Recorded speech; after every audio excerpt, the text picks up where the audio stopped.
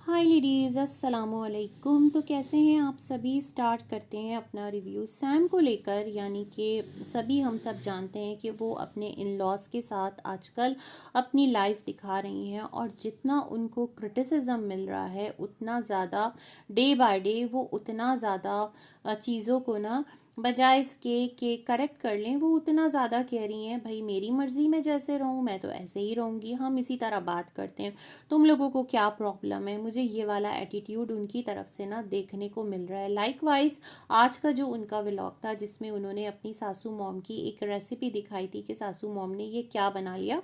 उन्होंने जो बेसन की एक खंडलिया भी उसको कहते हैं, अब पता नहीं वो उसे क्या कहते हैं, तो वो उन्होंने रेडी की थी। अच्छा, यहाँ पर मैं आपको एक बात कहना चाहती हूँ, वो जिस तरह से सब्जियाँ लेने निकले ना इन लॉज जो हैं इनके, और साथ में गुड़िया को लेकर, और फिर वो थोड़ा सा वॉक भी कर लेते हैं, घूम फिर भी लेते हैं, सब्जियाँ लेकर आ गए। तो उसी वक्त जो उनका बेटा है उसने कैमरा उठाया, अविनाश ने, और कहा कि क्या क्या लेकर आए हो पापा, और अगर मेरी पसंद की सब्ज़ी नहीं है तो बस फिर तो खाना बाहर से ही आएगा।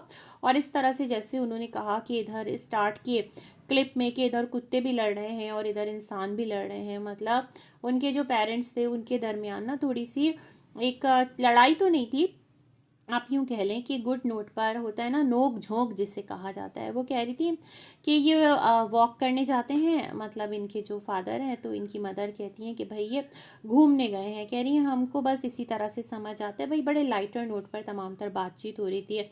इनके जो फादर हैं उनको शर्ट ला कर दी, 3 शर्ट्स हैं, और उन्होंने कहा पापा को अपना साइज़ नहीं पता, और इस तरह से जो बेटा है वो बात कर रहा था। इनकी मम्मी जी कह रही थी कि जो लड़के हैं ना उनका जो साइज़ है वो थोड़ा डिफरेंस होता है, और जो बड़ी उम्र के मर्द होते हैं थोड़ा पेट की वजह से साइज़ डिफरेंट आ जाता है। जैसे वो कह रही थी कि उनका साइज़ है कि ऊपर से वो ए लाइन आता है ना, ए लाइन एयर लाइन कह रही थी, तो कह रही थी कि वो थोड़ा सा नीचे से फैला हुआ। जाहिर सी बात है भाई, एक लड़की और एक औरत के जिस्म में और एक लड़के और एक मर्द के जिस्म में फ़र्क आ जाता है। जो लोग केयर करते हैं, फिट रहते हैं, तो फिर उनकी तो क्या ही बात है, लेकिन जो लोग थोड़ा सा अपनी फिटनेस का ख्याल नहीं रखते, बल्कि थोड़ा सा क्या ज़्यादातर इसी तरह के जो नॉर्मल घरों में लोग हैं ना वो पाए जाते हैं। तो ये तमाम तर बातें अगर हम एक एंगल से देखते हैं तो बड़ी नॉर्मल है।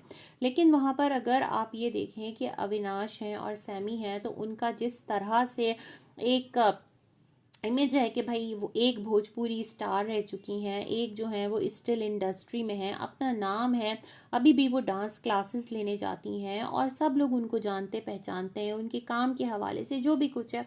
और अगर आप लोग बैठकर इस तरह से इस चीज़ को दिखाएंगे, बातचीत करेंगे, और लोग आपको प्रॉम्प्ट करेंगे कि देखो तुमने अपने घर में रखा है तो तुम डेली उनके साथ इंसल्टिंग वे में क्यों बात करते हो, उनकी इज्जत करो। जैसे एक नोट पर था कि इनके फादर इन लॉ बैठे हुए थे गैलरी में, और ये आती हैं कॉफ़ी लेकर, कहती हैं पापा आप वहाँ कहाँ बैठे हैं, हम लोग आमने सामने बैठ जाएं तो अच्छा नहीं है। पापा रिलैक्स होकर सोफे पे बैठे थे, है ना, तो उनको बुलाकर उन्होंने चेयर पे बिठाया। फिर जो इनके पेट्स हैं, कहा एक को पापा इसको गोद में उठा लीजिए, एक तो हर एक को मेरी गोद में चढ़ना होता है। तो वो सारी चीज़ें थोड़ी सी अनकंफर्टेबल लगती हैं। हो सकता है आपके लिए ना हो, क्योंकि आप लोग इसी तरह से रहते हैं, आप लोग फन मस्ती मजाक और आप चारों मिलकर रहते हैं। लेकिन जो देखने वाला है ना वो थोड़ा सा चीज़ों को उस तरह से ले नहीं पाता, और फिर वो आकर आपको क्रिटिसाइज करता है।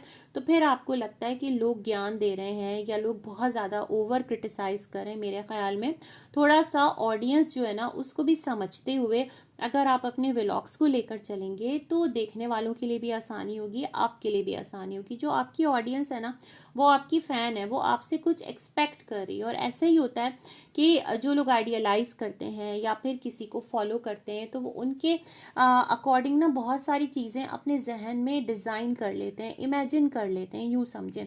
तो आप उनकी जो इमेजिनेशंस हैं शायद कि आप लोग उस पर पूरा नहीं उतर पा रहे, और जिसकी वजह से आपको इतना क्रिटिसिज्म देखने को मिल रहा है। जैसे वो कुछ चीज़ें लेकर आए, सोया पत्ता लेकर आए, धनिया लेकर आए, साथ घिया और मटर। तो इनके बेटे ने कहा कि मटर पनीर बना लीजिएगा, तो इनके पापा ने कहा नहीं घुगनी बनाएंगे, बड़ी अच्छी बनती है। अरे हाँ, घुगनी हमारे यहाँ भी बनती है, हम लोग भी बचपन से जो ब्लैक वाले चने होते हैं ना उसको दो तरह से बनाते हैं। एक तो आप उसको कह लो कि छोले चाट जिस तरह से आप बोलो बॉईल करके और फिर बनता है, और एक प्रॉपर उसकी घुगनी बनती है बड़ी ज़बरदस्त। उसके साथ जो आप लोग शायद मूढ़ी कहते होंगे, हम लोग मुरमुरा कहते हैं, चिवड़ा कहते हैं, तो उसको थोड़ा सा फ्राई करके वो खाओ, बड़े मज़े का लगता है, ये खाया जाता है। और इसी तरह मटर की भी घुगनी बनती है, कुछ ज़्यादा रॉकेट साइंस नहीं है। आपको क्या करना है, आपको थोड़ा सा प्याज और थोड़ी सी हरी मिर्च स्लिट लगा के, बीच में से स्लिट लगा दें, और अगर हरी मिर्च नहीं है तो जो रेड बटन चिलीज़ होती हैं उनको तोड़ के, या फिर दूसरी वाली जो एक रेड ड्राई चिली होती है वो तोड़ के, ताकि उड़े नहीं, थोड़े से ऑयल में आपने उसको कड़कड़ाना है कि प्याज थोड़ी सी हल्की सी ब्राउनिश हो जाए। उसमें मटर डालना है, एक दो हाथ चलाना है, थोड़ा सा पानी डालना है, नमक डालना है, काली मिर्च डालनी है, और इतनी ज़बरदस्त थोड़ी देर में घुगनी बन के तैयार होगी कि आप हैरान रह जाएंगे। उसको फिर आप जो है एक पतले पतले से पोटैटो चिप्स आते हैं ना क्रिस्पी, उसके साथ खा लें आप। इसको मुरमुरा फ्राई करके उसके साथ खा लें, बड़ा ही ज़बरदस्त लगता है। तो उनके फादर की इस बात से ना मुझे अपने घर में बनने वाली ये चीज़ें याद आ गई। तो काफ़ी मतलब नॉर्मल है। तो इस तरह की बातें हो रही थी, और कहा था कि बहू ले आई थी, संभावना ने कहा, तो बड़ा बवाल मच गया था। अब सास खुद सब्जी लेकर आई है तो कुछ नहीं है, मतलब लोग इस तरह की बातें कर रहे थे। ग्रेप्स लेकर आए, मतलब एक अगर हम देखें तो वो घर का जॉली सा माहौल है, हल्की फुल्की नोक झोंक भी है, हल्का फुल्का टॉन्ट भी है, लेकिन ऑडियंस बर्दाश्त नहीं कर पा रही है। तो मेरे ख्याल में इन चीज़ों को भी आपको समझना होगा, क्योंकि वो आपको बतौर एक नॉर्मल फैमिली के नहीं देख रहे, वो आपको देख रहे हैं सेलिब्रिटी संभावना एंड अविनाश, और उनका बिहेवियर अपने बड़ों के साथ, है ना, कि वो तो कुछ एक अच्छा स्टैंडर्ड सेट करें, कुछ अच्छी एग्जाम्पल सेट करें। मुझे लगता है ये रीज़न है कि आपको इतने ज़्यादा हैवी क्रिटिसिज्म का सामना है अपने कमेंट बॉक्स में। बाकी भाई मुझे तो इनका व्लॉग देखकर मज़ा आता है, और कोई भी इंसान परफेक्ट नहीं होता, परफेक्ट ये भी नहीं हो सकते, और अपनी तरफ से ये अपने व्लॉग को लेकर चलने की कोशिश कर रहे हैं। इनका अपना एक ट्रैक है, वहीं पर जो इनकी मेड है गुड़िया, वो भी बहुत हेल्पर कह लो, कि वो भी एक घरेलू सा ही माहौल है, उसके ऊपर भी कोई ऐसा नहीं है ना कि उसको बिल्कुल अंडर प्रेशर रखा हुआ है। वो भी सबके साथ फ्रैंक है, एक लिमिट ज़रूर होती है, एक फाइन लाइन ज़रूर होती है। तो ये सारी चीज़ें। बाकी जो कल एक नीतू मैडम आई थी इनके व्लॉग में, तो उनके हवाले से ये कहा जा रहा है कि ये थी वो लेडी कि जिनके थ्रू डिज़ाइनर आए थे। अब जाहिर सी बात है वो हेल्पर हैं, जहाँ तक मैं समझ पाई हूँ, अगर मैं गलत हूँ तो प्लीज़ करेक्ट कर दीजिएगा। तो जो डिज़ाइनर आए थे वो कह रहे थे हम कॉमन फ्रेंड के थ्रू आए, तो ये फ्रेंड तो नहीं हुई ना संभावना की। अगर गलत हूँ तो काइंडली करेक्ट कीजिएगा। तो मेरे ख्याल में वो इस वजह से परेशान भी थी, कल रो भी रही थी, और मैंने देखा भी था लोग कमेंट कर रहे थे कि सैम आप पूछो इनके साथ क्या मसला है, मुझे किसी प्रॉब्लम में लग रही हैं। हर दूसरा कमेंट जो नीतू को लेकर था वो इसी तरह से था।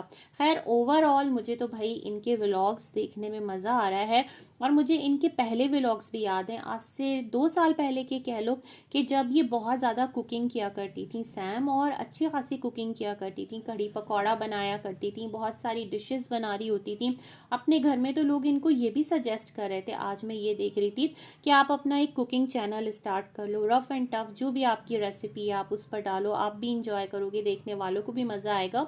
तो ये कुछ इस तरह की बातें थी। एनीवेज ओवरऑल भाई मुझे तो मज़ा आता है इनका व्लॉग देखने में, और इनके जो इन लॉज हैं उनकी वजह से ज़्यादा आता है। जैसे इनकी सासू मॉम ने कहा कि वो जो एक मिलती है ना, उसको क्या बोलते हैं, ड्रम स्टिक ना, सजना भी उसको कहते हैं, तो वो 10 रुपए का एक मिल रहा था, हमने उठाया और बोला कि 10 का एक है तो दो, तो तुम 20 रुपए का दोगे, तो हम उसको वहीं रख के आ गए। तो संभावना से आपका गोल्ड, मम्मी तो कह रही है गोल्ड तो हम भाई बहुत हिफाजत से रखते हैं, हमारे सब्सक्राइबर ने कहा है कि ख्याल रखा करो आंटी जी। तो ये तमाम तर चीज़ें मुझे लगा लाइटर नोट पर ही एक इनका जो कॉन्वर्जेशन है वो चल रहा था। हाँ, अब जो क्रिटिसाइज़ करने वाले हैं, जाहिर सी बात है जो रिएक्शन चैनल्स हैं, पॉडकास्टर्स हैं, भाई उनका काम है क्रिटिसाइज़ करना, तो वो क्रिटिसाइज़ भी करेंगे। बट मुझे इनकी जो फैमिली है ओवरऑल उसे देखने में अच्छा भी लगता है, मज़ा भी आता है।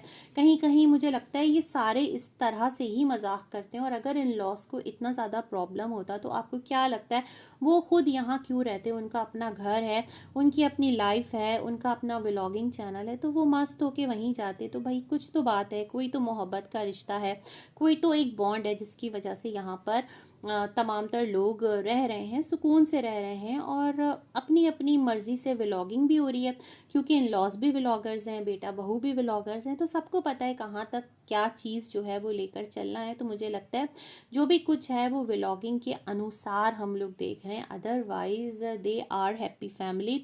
और अल्लाह करे कि भाई खुश रहें आपस में। छोटा सा तो एक इनका घराना है ना, संभावना है, उनकी हस्बैंड हैं और साथ उनके इन लॉज हैं।